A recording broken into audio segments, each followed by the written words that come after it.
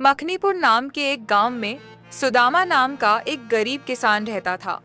उस गांव के लोगों के पास काफी जमीन थी। सुदामा के पास भी 12 बीघा जमीन थी, लेकिन सारी जमीन बंजर थी। सुदामा मेहनत करके थक गया था, लेकिन कभी भी उस जमीन से अनाज नहीं उपजा पाया था। इसलिए वो एक दिन सोचता है, मैं अकेला आदमी इस नगर में रहकर क्या कर रहा हूं। मैं नगर में चला जाता हूं, जितना मेहनत गांव में करता हूं। यदि उतना मेहनत नगर में करूं तो एक क्या 20 आदमी का पेट पाल सकता हूं। और खेती भी तो पैसों के अभाव में नहीं हो पा रही। अगर पैसा हो तो इस बंजर भूमि में भी सोना उपजा सकते हैं। लेकिन नगर में मेरे परिचय का तो कोई है ही नहीं, और नगर में बिना परिचय के कोई काम नहीं देता। लेकिन अब चाहे जो भी हो, लेकिन एक बार जीवन में नगर का भ्रमण जरूर करूंगा।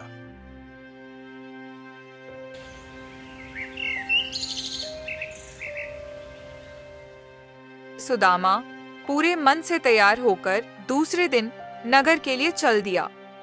वो दोपहर तक मस्ती से चलता रहा। रास्ते में एक दो लोग आ जा रहे थे तो उनसे रास्ता पूछ लेता। चलते चलते अब वह थक गया था, उसे भूख प्यास में लग रही थी। थोड़ी दूर चलने के बाद उसे एक तालाब मिल गया। वह तालाब के किनारे बैठ के खाना खाया और पानी पिया। तभी वहां एक सेठ जैसा बड़ा आदमी आया। सेठ भी काफी भूखा प्यासा और थका हुआ था। सेठ ने पानी पिया और वहीं तालाब के पास बैठ गया। सेठ के पास कुछ खाने के लिए नहीं था, इसलिए वह सुदामा को देखने लग गया। तो सुदामा ने उससे पूछ लिया, काका खाना खाओगे? भूख तो लगी है। जिसके घर तगादा को गया था, उसने बड़ी मुश्किल से तगादे की रकम तो दे दिया, लेकिन उसने मुझे पानी तक को नहीं पूछा। रास्ते में एक दो जगह पानी पी लिया हूं, लेकिन अब भूख से पेट में चूहे कूद रहे हैं। अब एक एक कदम चलना पर्वत की चढ़ाई की तरह लग रहा है। काका, आप चिंता मत करो, मेरे पास खाना है, उसे खा लो। फिर से आपके शरीर में शक्ति आ जाएगी। आप सिर्फ चलोगे नहीं, दौड़ने लगोगे। तब मुझे तेरा खाना नहीं खाना है। तुमने खाना में ऐसा क्या मिला दिया है कि मैं इस बुढ़ापे में भी दौड़ने लगूंगा? कहीं तुम भांग या कोई नशा तो नहीं मिलाया है? काका, आप भी मेरी बात को अन्यथा ले लिए हो। अरे मैं कोई नशा नहीं करता। हां, मैं शुद्ध घी और गुड़ मिलाकर बाजरे की रोटी बनाया हूं, उसे ही साथ रखा हूं। दरअसल मैं नगर में जा रहा हूं किसी काम की तलाश के लिए, लेकिन कोई जरूरी नहीं है कि मुझे जाते ही वहां काम मिल जाए। हो सकता है एक दिन विलंब ही हो जाए, इसलिए 4 पाव बड़ी बड़ी लिट्टी बनाकर रख लिया हूं। 2 दिन तक आराम से खाता रहूंगा। अब आप भूखे हो तो उसमें से एक आप भी खा लो। वैसे भी भूखे को भोजन देना हम ग्रामीण अपना सबसे बड़ा धर्म समझते हैं। हम खुद भूखे रहना पसंद कर लेते हैं, लेकिन दरवाजे पर आए मेहमान को कभी भूखा नहीं लौटने देते। लो आप खाओ। सेठ को बहुत भूख लगी थी, इसलिए उसने तुरंत लिट्टी खा लिया। फिर कुछ देर आराम करने के बाद दोनों आगे चलने के लिए तैयार हुए। काका, आप बुरा ना मानो तो आपकी गठरी में लिए चलता हूं। नहीं, तुम मेरी गठरी को हाथ भी नहीं लगाना। तुमने मुझे एक लिट्टी क्या खिला दिया? तुम्हारी नजर मेरे थैले पर लग गई। तू मेरा थैला लेकर भागना चाहता है। बादमाच कहीं का तुम मुझे कोई चोर लगता है। काका, मैं आपके बुढ़ापे को देखकर ऐसा बोल दिया था। अगर आप मेरी मदद नहीं लेना चाहते तो इसमें नाराज होने वाली कौन सी बात है? आप अपने रास्ते जाओ, मैं अपने रास्ते जाता हूं। हां, एक बात और, आप भूल से भी मुझे चोर बदमाश मत बोलना। मैं कोई चोर बदमाश नहीं हूं। सुदामा फिर तुरंत आगे चला गया। उसने फिर मुड़कर बुढ़े की तरफ नहीं देखा। कुछ दूर चलने के बाद वह एक सराही में ठहर गया। उसे सराही में 4 कमरे तो पहले से भरे हुए थे, एक खाली था जिसे सुदामा ने पैसे देकर खरीद लिया। अब सुदामा उसे कमरे में सो जाता है। ठंड की रात थी। अचानक बूंदाबांदी चालू हो गई और ठंडी हवाएं चलने लग गईं। तभी किसी आदमी ने सराही में प्रवेश किया और उसके संचालक से कमरे की मांग की। वह आदमी वही था जो सुदामा को रास्ते में मिला था। भाई, मेरे पास इस वक्त कोई कमरा नहीं है, सभी कमरे भरे पड़े हैं। आप बाहर अगर सोना चाहो तो यहां मेरे पास जमीन पर सो सकते हो। तुम क्या बात करते हो? भला मैं खुले में सो सकता हूं? मैं नगर का सेठ बनवारी दास हूं। मुझे कौन है जो नहीं जानता, और तुम मुझे जमीन पर सोने को सलाह दे रहे हो। अरे मेरे लिए अभी कोई बंदोबस्त करो। संचालक सेठ का परिचय जानकर परेशान हो गया। सराहा उस संचालक का नहीं था, बल्कि नगर एक सेठ का था। तो उसने सोचा। संचालक दिमाग पर जोर दिया। अन्य सभी कमरों में 7-8 लोग भरे पड़े थे, लेकिन एक कमरा ऐसा था जिसमें एक लड़का ही सो रहा था। संचालक ने तय कर लिया। यह सोचकर संचालक उसे कमरे में गया जिसमें सुदामा सो रहा था। बेटा, तुम मेरे एक आदमी को ठहरने का स्थान इस कमरे में दे दो। मैं तुम्हारा आधा किराया वापस कर दूंगा। कोई बात नहीं, आप उस आदमी को भेज दीजिए। संचालक सेठ को लेकर कमरे में आया तो सेठ सुदामा को देखते ही चीड़ गया। अरे ये बदमाश यहां पहले ही ठहर गया है, मैं इसके साथ तो हरगिज नहीं रह सकता। बूढ़ू, काहे सठिया गए हो? जब मैं एक बार कह दिया कि एक भला आदमी हूं, मैं काम की तलाश में नगर जा रहा हूं, और फिर मैंने तुम्हें अपनी लिट्टी भी खिलाया, लेकिन तुम एक नंबर के कमीना आदमी हो। मैं तुम्हारे साथ कमरे में रह ही नहीं सकता। बाहर निकलो और जहां इच्छा हो जाकर मर जाओ। बेटा, बाहर हवा चल रही है सेठ के पास। शरीर ढकने को गर्म कपड़े नहीं है। अगर बाहर रहे तो सचमुच मर जाएंगे। मैंने तो इन्हें मना नहीं किया, ये खुद मुझे गलत बोल रहे हैं। सेठ संचालक को एक कोने में ले गया। तुम अपने सराय में चोर बदमाशों को ठहराते हो। जरूर तुम्हारी चोरों के साथ मिली भगत है। वह लड़का चोर है, मैं उसे अच्छी तरह जानता हूं। तुम उसे इसी वक्त कमरे से बाहर निकालो और सराय से ही खदेड़ दो। वो कहीं आसपास नहीं दिखना चाहिए। लेकिन सेठ जी, मैं ऐसा कैसे कर सकता हूं? और आपके कह देने से कैसे मान लूं कि वह चोर है? वह एक भला लड़का जान पड़ता है, और फिर वह पैसा देकर कमरा किराए पर लिया है। इस वक्त वो कमरे का हकदार है।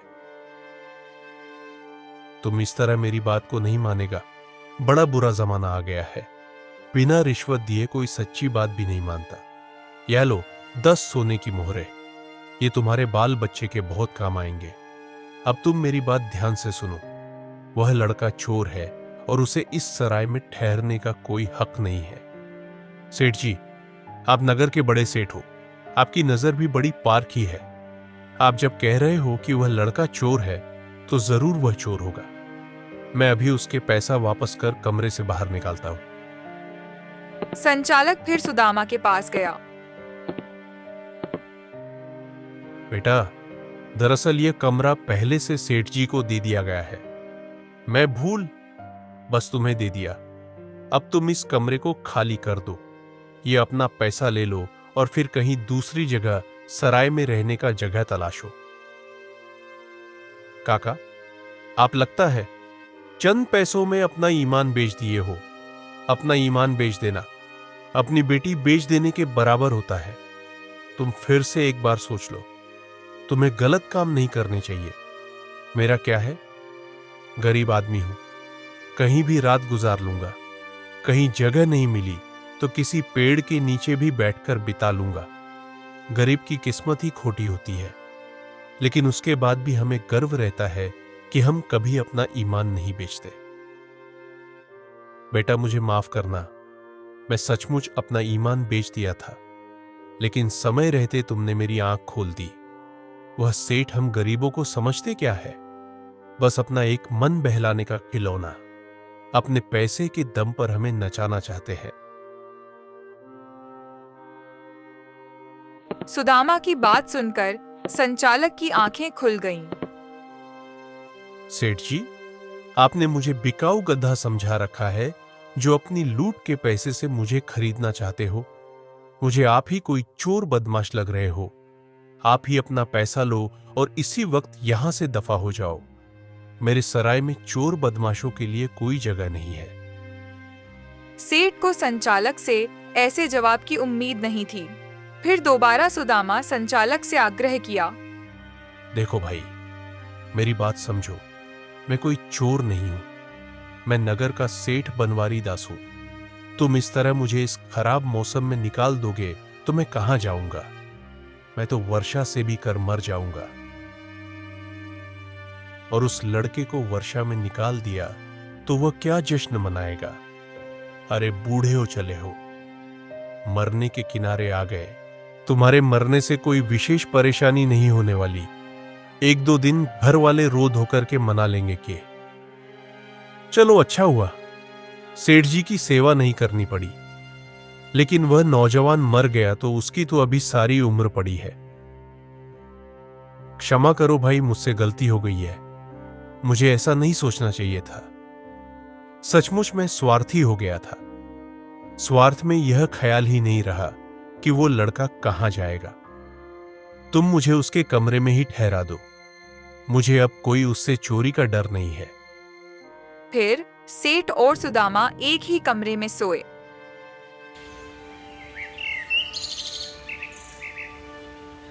और सुबह होते ही सुदामा संचालक से अनुमति लेकर चला गया। सेठ जब सुबह में उठा तो सुदामा को कमरे में नहीं पाया, तो जैसे उसका खून ही सूख गया।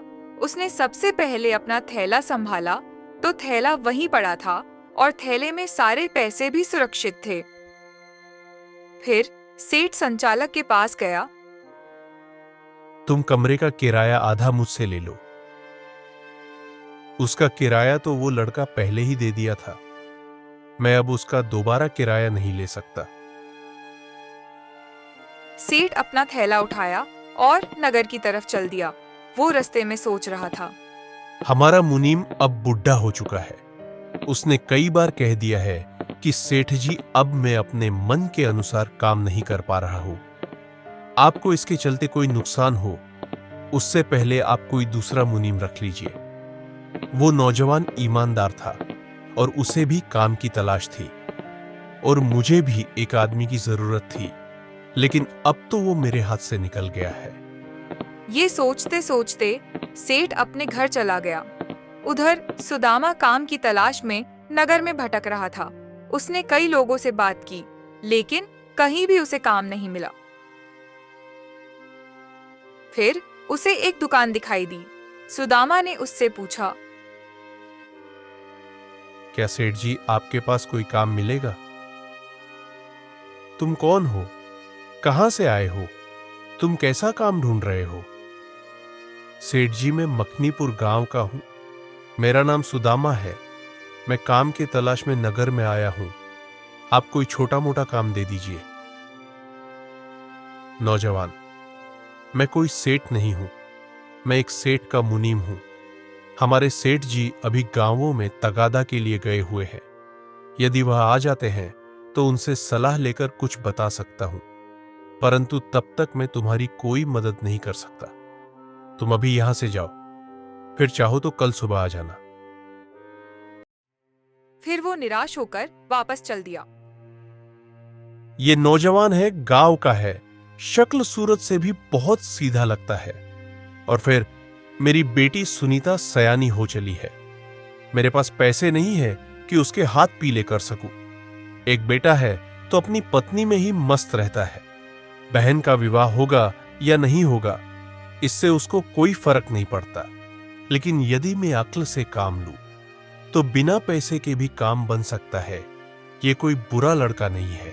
अरे बेटी को किसी भी तरह किसी गरीब के पल्ले ही बांधना है तो इस गरीब के पल्ले ही बांध देता हूं, तो ये मेरा एहसान मानेगा और मेरा सहारा भी बन जाएगा। बहुत सोचने के बाद मुनीम बोला, नौजवान, तुम नगर में कहां ठहरे हुए हो? कहीं नहीं। नगर में मेरे परिचय का कोई नहीं है। शाम को देखूंगा तो किसी सराय में ठहर जाऊंगा या फिर ऐसे ही नगर से बाहर चला जाऊंगा। क्या है कि नगर के सराय में ठहर पाना मेरे बस की बात नहीं है। जरा ठहरो, मैं कुछ तुम्हारे बारे में सोचता हूं। बेटा, मैंने विचार कर लिया है। तुम इस वक्त मेरे घर चलो, रात को मेरे घर विश्राम करो डॉट। उसके बाद सेठ जी के आने पर सुबह उनसे बात होगी। लेकिन मुनीम जी, मैं एक अनजान आदमी हूं, आप मुझ पर भरोसा कैसे करोगे? बेटा, एक गरीब दूसरे गरीब पर भरोसा कर लेता है, उसी तरह एक अमीर दूसरे अमीर पर भरोसा करता है, लेकिन गरीब पर नहीं। तुम इस नगर में अनजान हो, बिल्कुल अकेले हो, इसलिए मैं तुम्हें अपने यहां आश्रय देने को सोच रहा हूं। आखिर तुम जाओगे तो जाओगे कहां? मेरे घर रहने खाने ठहरने का अच्छा बंदोबस्त है। सुदामा को बिन मांगे आश्रय मिल गया तो वो मुनीम के घर चला गया। मुनीम के घर सुदामा की खूब खातिरदारी की गई और उसे एक कमरा भी सोने के लिए दे दिया। अगली सुबह, देखो बेटा, इस जिंदगी में सबको कुछ ना कुछ स्वार्थ होता है। मेरे घर में एक बेटी है, उसका विवाह करना है। मेरा एक बेटा है, मैंने उसका विवाह कर दिया है, लेकिन वह अपनी जोरू का गुलाम है, अपने ससुराल में रहता है और वही कोई काम करता है। मैं एक ईमानदार मुनीम ठहरा। मेरी ईमानदारी की सजा अब मुझे मिल रही है। अब हलवाई ठीक से काम नहीं कर रहे हैं।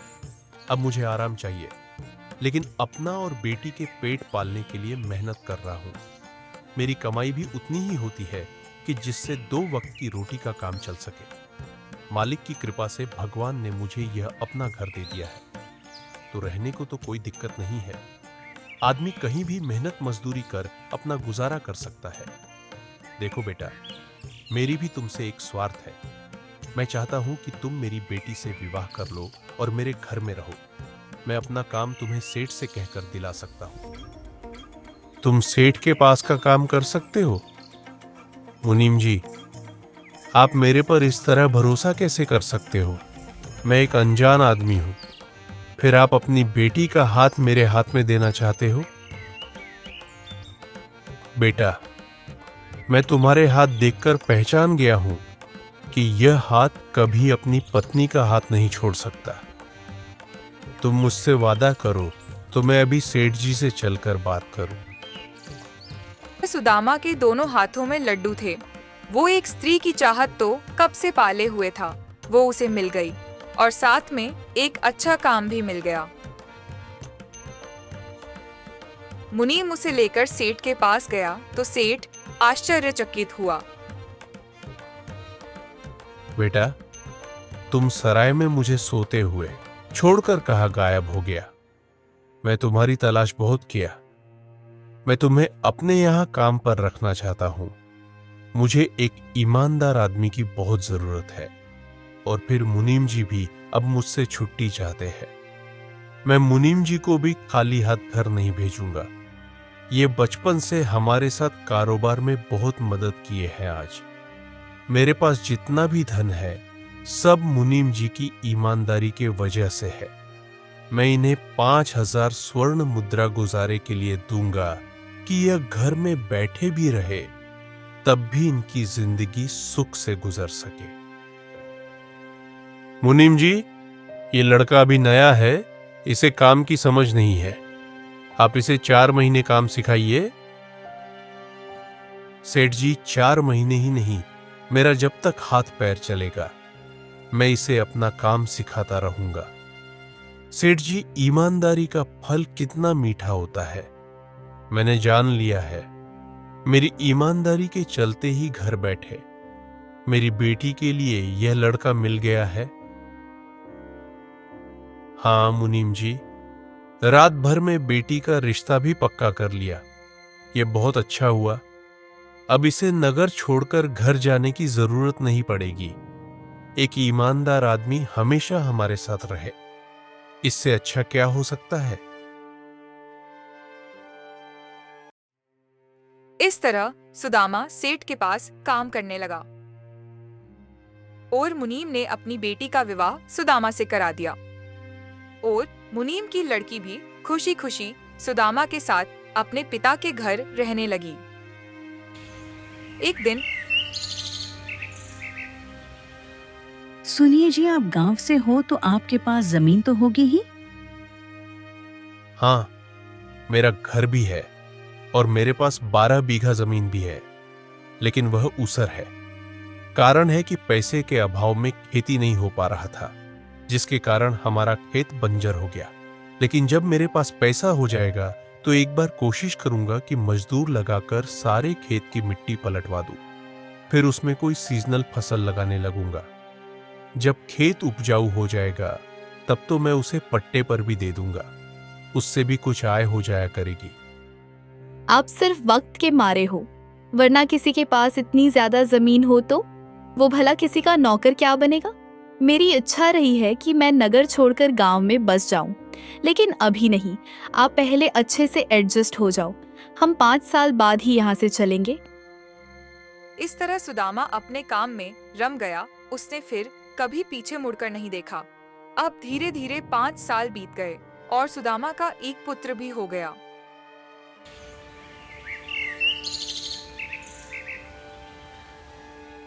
आपको अपने गांव से आए बहुत दिन हो चुके हैं। यदि आपने सचमुच में झूठ नहीं बोला है तो आपको एक बार अपने गांव जरूर जाने चाहिए, क्योंकि कहीं गांव वाले आपकी जमीन और घर पर कब्जा ना जमा लिए हो। और यदि बात झूठी है, आपके पास कुछ भी नहीं है, तो फिर कहीं जाने की जरूरत नहीं है। हमारे पास यहाँ जो भी है वही ठीक है। तुम मेरे बालों पर अविश्वास कर रही हो, मुझे झूठा मान रही हो, जबकि मैं कोई भी बात झूठ नहीं बोला है। तुम्हें गांव में रहने का और खेती का बहुत शौक है, तो मैं तुम्हें कुछ दिन अपने गांव पर ही छोड़ देता हूं। जब तुम थोड़ा कर झेल लोगी तो वहां तुम्हें गांव में घर गृहस्थी चलाने का आभास हो जाएगा। लेकिन इस वक्त हम अकेले पिताजी को छोड़कर नहीं जा सकते। वह बीमार भी रहने लगे हैं, उनका देखभाल करना जरूरी है। आपके छुट्टू भाई इधर नगर में पत्नी के साथ ससुराल में रहते हैं। उन्हें अपने सास ससुर की चिंता है, लेकिन अपने पिता की कोई चिंता नहीं है। लेकिन मैं जानता हूं कि ससुराल वाले तभी तक कदर कर रहे हैं जब तक कि सास ससुर है। जिस दिन उन दोनों की आंख बंद हुई, फिर धक्के मारकर निकाल दिए जाएंगे। सुदामा ये बात कहकर अपने काम पर चला गया। जब शाम में वापस आकर देखा, छठू पत्नी और बच्चों के साथ घर आ गया है और वो पिता से माफी मांग रहा था। पिताजी, मुझे माफ कर दो, मैं अब कहीं का नहीं रहा। मेरी बैठकर खाने वाली आदत ने मुझे अब कहीं का नहीं छोड़ा है। मैं 10 साल से सालों पर जुल्म करता रहा हूं। मेरी पत्नी उनकी पत्नियों का जीना मुहाल कर रखी थी, लेकिन पाप का घड़ा एक दिन जरूर भरता है। सास ससुर कल एक साथ निकल लिए। फिर क्या था, हमारे ऊपर आसमान टूट पड़ा है। सालों ने घसीटकर घर से निकाल दिया है और धमकी भी दिया है कि तुम दोनों को नगर में दिखना नहीं चाहिए। बेटा, ये तो तुम्हारी करनी का फल है, लेकिन वे तेरे साथ बहुत नाइंसाफी किए हैं। अरे, उन्हें चाहिए था कि तेरा सिर मुंडकर गधे पर बैठाकर नगर में जुलूस निकाले, लेकिन वे भले निकले, तुझ कमीना को आराम से विदा किए। लेकिन मेरे घर में तेरे लिए अब कोई जगह नहीं है। मैंने यह घर सुनीता को लिख दिया है, अब तुम इसमें नहीं रह सकता। पिताजी, आप कैसी बातें करते हैं? इस घर पर तो छठू भाई का ही हक है। ये आपके बड़े पुत्र हैं, और फिर सुबह का भूला रात तक भी घर लौट आता है, तो हम उसे भटका हुआ तो कह सकते हैं, लेकिन भुला हुआ नहीं कह सकते, क्योंकि मन से भुला हुआ कभी लौट कर नहीं आता। छठू भाई आ गए हैं तो आप इन्हें घर में रहने दीजिए। अब ये अपनी मेहनत की कमाएंगे, खाएंगे। अब तक इनको दूसरे पर भरोसा था, अब खुद पर भरोसा आ गया है। मुनीम ने बेटे बहू को घर में रहने दिया, लेकिन उसने अपनी बुरी आदत से इतना उधारी नगर में कर दिया था कि लोग उसे बाहर निकलने ही नहीं देते। और जब भी पैसे मांगने वाले घर आते तो मुनीम जी कहते, आपने पैसे जिसको दिए हैं उससे ही ले लो, वो यहां नहीं रहता, अपने ससुराल में रहता है।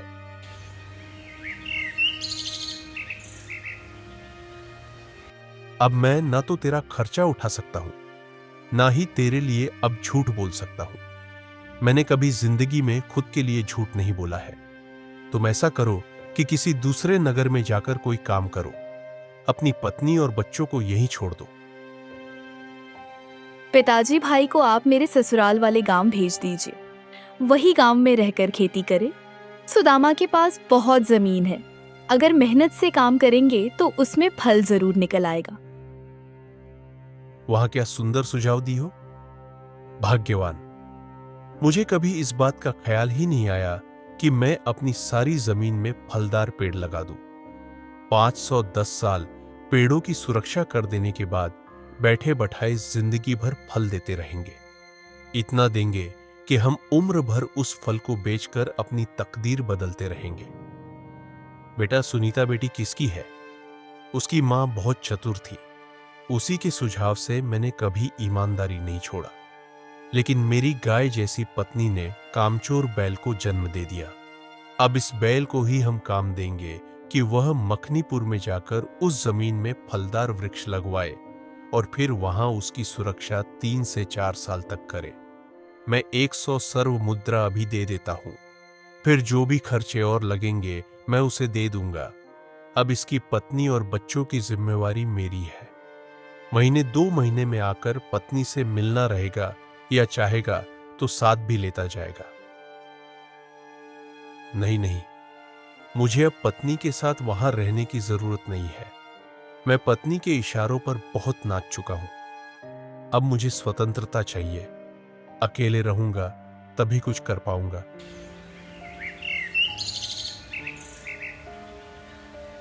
सुदामा छटू को जमीन और घर दिखाने के लिए गांव ले गया और पड़ोसियों से उसका परिचय करा दिया। सुदामा समझा बुझाकर घर आ गया।